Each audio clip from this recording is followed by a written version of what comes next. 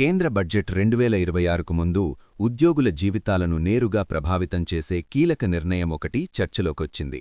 EPF వేతన పరిమితి రూ15,000 నుంచి 25,000కు పెరుగుతోందా? ఈ మార్పు అమలైతే మీ జీతంపై ఎంత ప్రభావం పడుతుంది? మీ చేతికొచ్చే శాలరీ తగ్గుతుందా? రిటైర్మెంట్ తర్వాత ఎంత లాభం ఉంటుంది? ఉద్యోగులు మాత్రమే కాదు, ప్రైవేట్ కంపెనీలు, చిన్న సంస్థలపై దీని ప్రభావం ఏ స్థాయిలో ఉంటుంది? ఈ వీడియోలో ఈపీఎఫ్ సంస్కరణల పూర్తి వివరాలు, లాభనష్టాలు, భవిష్యత్తులో ఉద్యోగులకు ఏమి మారబోతోందో స్పష్టంగా తెలుసుకుందాం. వీడియో పూర్తిగా చూడండి. కేంద్ర బడ్జెట్ 2026కు ముందు ఉద్యోగులకు సంబంధించి పెద్ద చర్చకు కారణమైన ఈపీఎఫ్ సంస్కరణల ప్రతిపాదన దేశవ్యాప్తంగా లక్షలాది ఉద్యోగుల జీవితాలపై ప్రభావం చూపే అంశంగా మారింది. ప్రస్తుతం నెలకు రూ15,000 వరకు జీతం పొందే ఉద్యోగులకే తప్పనిసరిగా ఉద్యోగుల భవిష్యనిధి వర్తిస్తుండగా ఈ వేతన పరిమితిని రూ25,000కి పెంచాలని కేంద్ర ప్రభుత్వం ఆలోచిస్తున్నట్లు వచ్చిన నివేదికలు ఉద్యోగుల్లో ఆసక్తిని రేకెత్తిస్తున్నాయి. ఈ మార్పు అమలులోకి వస్తే 2014 తర్వాత తొలిసారి ఈపీఎఫ్ సీలింగ్ మారినట్టవుతుంది. గత 10 ఏళ్లలో వేతనాలు, జీవన వ్యయం గణనీయంగా పెరిగినా ఈపీఎఫ్ పరిమితి మారకపోవడంతో పెద్ద సంఖ్యలో తక్కువ, మధ్యస్థాయి ఉద్యోగులు సామాజిక భద్రతా వలయం బయటే ఉన్నారు.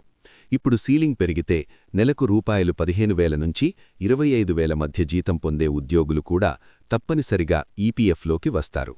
దీని అర్థం వారి జీతం నుంచి ఈపీఎఫ్ కట్ పెరుగుతుంది. చేతికి వచ్చే నికర జీతం కొంత తగ్గినా దీర్ఘకాలంలో రిటైర్మెంట్ సమయంలో అందుకునే మొత్తం భారీగా పెరుగుతుంది. ఉద్యోగి తన ప్రాథమిక వేతనం మరియు డీఏపై 12% చెల్లిస్తే అదే స్థాయిలో యజమాని కూడా చెల్లించాల్సి ఉంటుంది. దీంతో సంస్థలపై అదనపు వ్యయం పడుతుంది. ముఖ్యంగా తయారీ, నిర్మాణం, కార్మికాధారిత రంగాల్లో జీతాల ఖర్చు పెరిగే అవకాశముంది. అయితే ఈ ఖర్చు భారమున్నప్పటికీ ఉద్యోగులకు ఈపీఎఫ్తో పాటు ఈపీఎస్ పెన్షన్, ఈడీఎల్ఐ బీమా వంటి అన్ని ఈపీఎఫ్ఓకు అనుసంధానమైన ప్రయోజనాలు కూడా అధిక సీలింగ్కు అనుగుణంగా పెరుగుతాయి. అంటే ఉద్యోగి కుటుంబానికి మరింత భద్రత లభిస్తుంది. మరో కీలక అంశమేమిటంటే ఈ ప్రతిపాదన వెనుక న్యాయపరమైన ఒత్తిడి కూడా ఉంది. ఈపీఎఫ్ వేతన పరిమితి చాలా కాలంగా సవరించకపోవడంపై సుప్రీంకోర్టు అసంతృప్తి వ్యక్తం చేసినట్లు సమాచారం.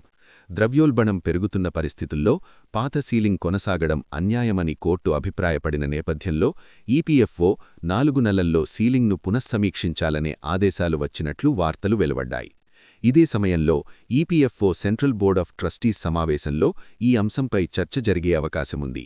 కేంద్ర బడ్జెట్ ప్రసంగంలోనే దీనిపై అధికారిక ప్రకటన వచ్చే ఛాన్స్ కూడా ఉందని ప్రభుత్వ వర్గాలు చెబుతున్నాయి. ఏప్రిల్ 1 నుంచి కొత్త నిబంధనలు అమల్లోకి వచ్చే అవకాశాన్ని కూడా కొట్టిపారేయలేం.